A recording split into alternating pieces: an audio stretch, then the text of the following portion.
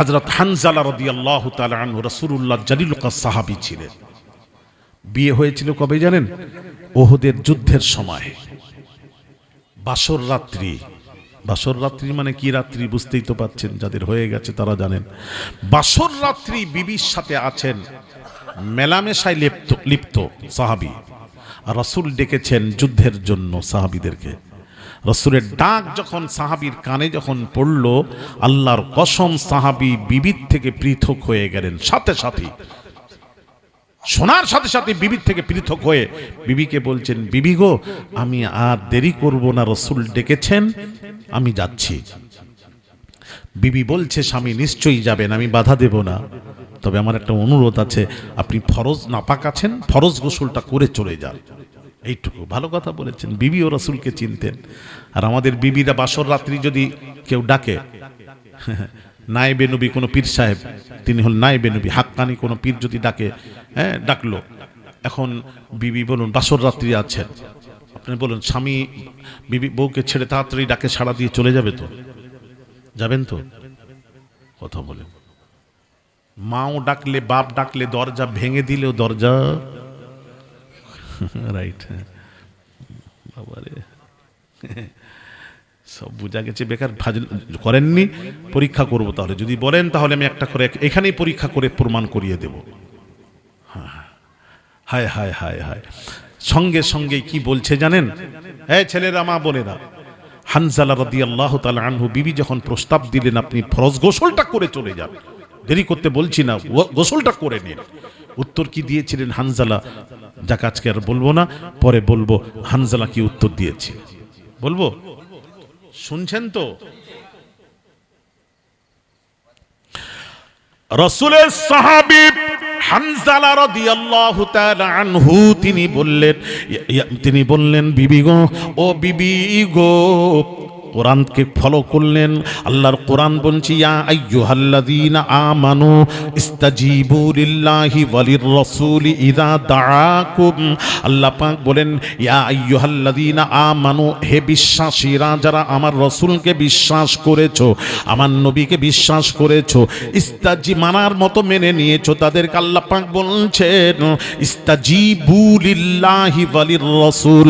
আল্লাহ তার রাসূল যদি তোমাদের ডাকেন, তার ডাকে সাড়া দাও, সাড়া দাও, সাড়া দাও, সাড়া দাও।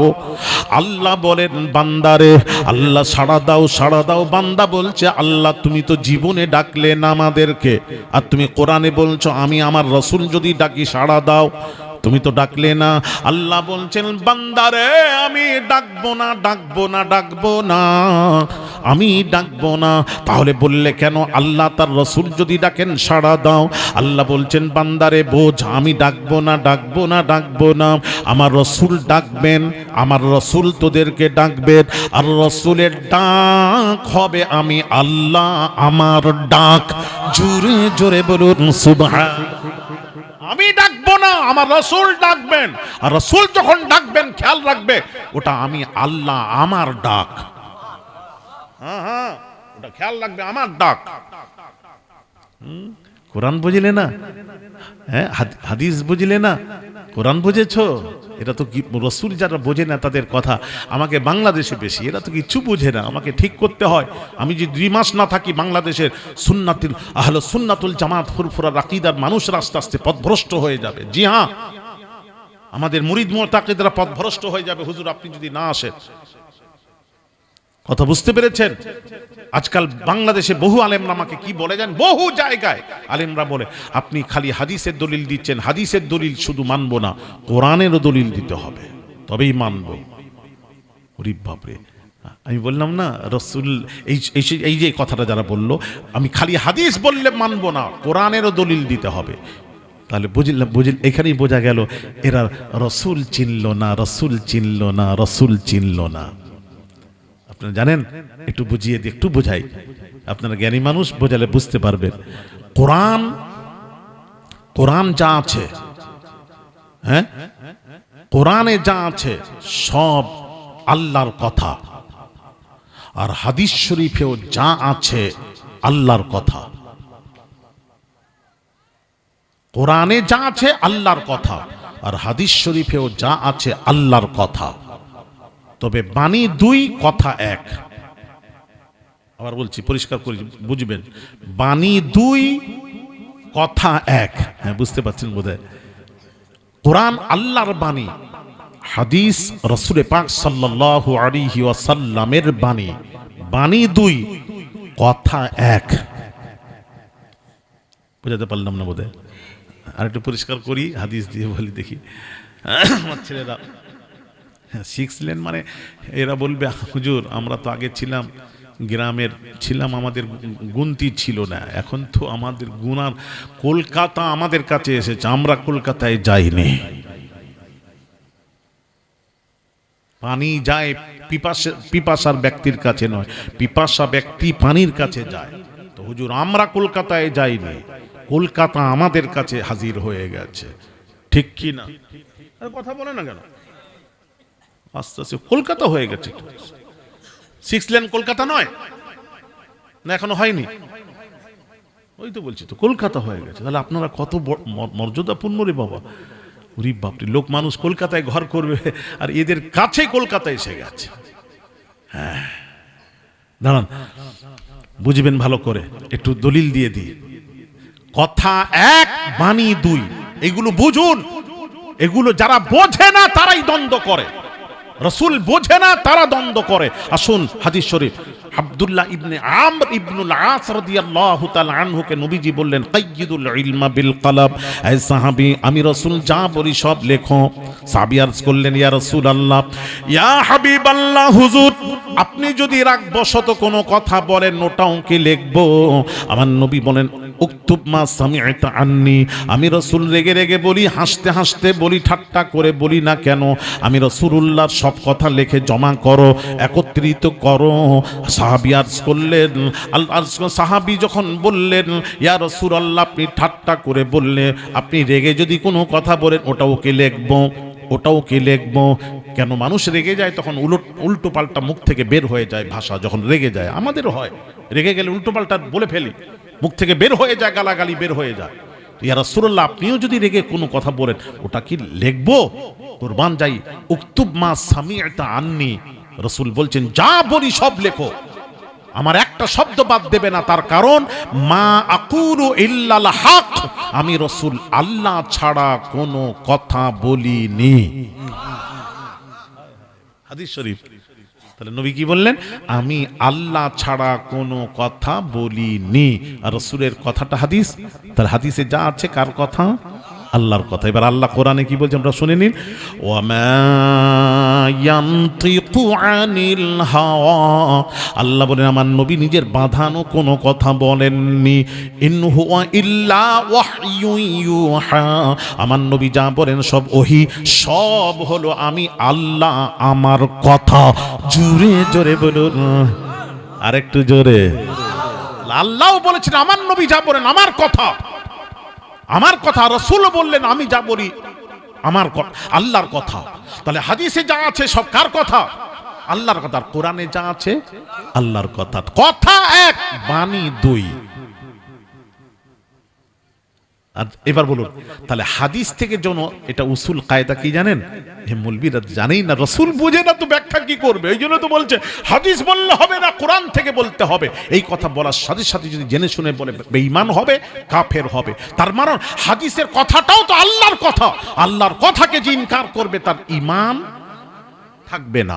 ওটাই তো বোঝাতে এসেছি, ওটা ঈমান থাকবে না। এই জন্য উসুল কায়দা হলো, আপনাকে বলি, শরীয়তের কোনো বিধান যদি কোরআনে এসে যায়, পেয়ে যান, কোরআনে যদি পেয়ে যান কোন শরীয়তের বিধান, তাহলে হাদিস শরীফে খোঁজ করার আর প্রয়োজন হবে না, যেহেতু কোরআনে এসে গেছে, মেনে নাও ব্যাস। আর কোন কথা শরীয়তের কোন বিধান যদি হাদিস শরীফে পেয়ে যান, হাদিস শরীফে পেয়ে যান, কোরআনে খোঁজ করার দরকার নেই, হাদিসে পেয়ে গেছেন। হাদিসেও যেটা আছে সেটাও তো আল্লাহর কথা। আমি কি বোঝাতে পারছি না? হ্যাঁ,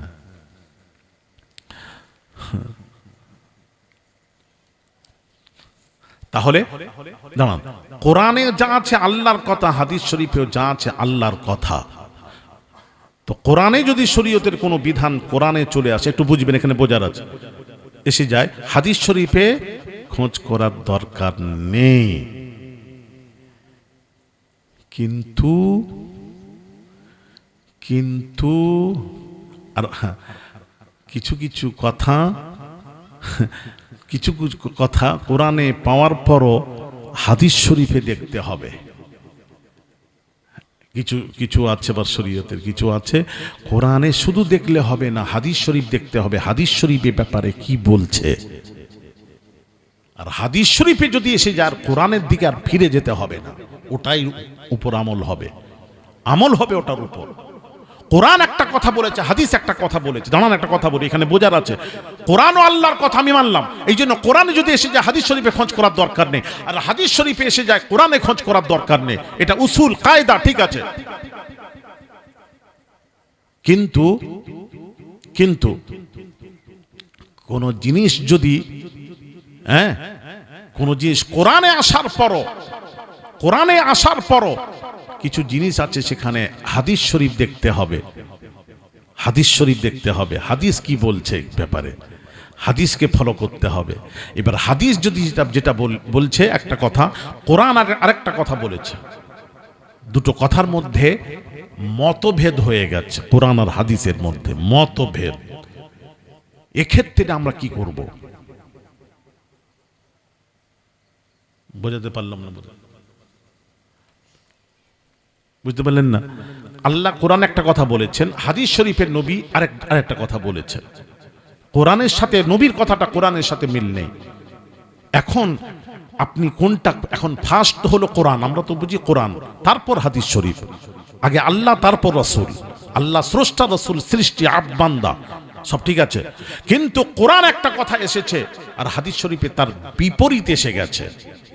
এখন কি করবেন এই ক্ষেত্রে? বুঝে শুনে কথা বলবেন, আমি আবার কিন্তু প্রশ্ন করব। হ্যাঁ, কি ক্যাশ করবে বলো?